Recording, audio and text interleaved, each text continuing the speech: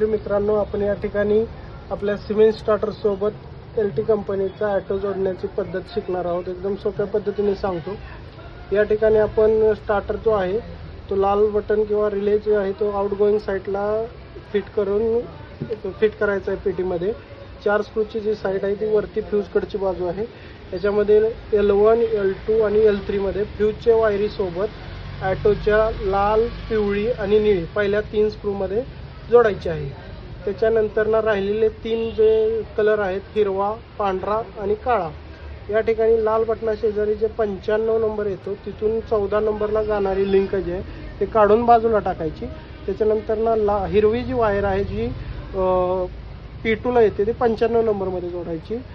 P3 ची wire जी आहे ती 14 नंबरला जोडायची पांढऱ्या कलरची, आणि राहिलेली काळ्या कलरची जी वायर आहे ती 13 नंबरमध्ये जोडायची आहे।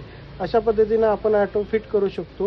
ह्या ऑटोमध्ये बायपास ऑप्शनमध्ये आपण अशा प्रकारे चेक करण्यासाठी L1 आणि L3 मध्ये पण वायर जोडलेले आहे। या ठिकाणी स्टार्टर एकदम स्मूथली सिंगल फेजला पण वर्किंग करतो।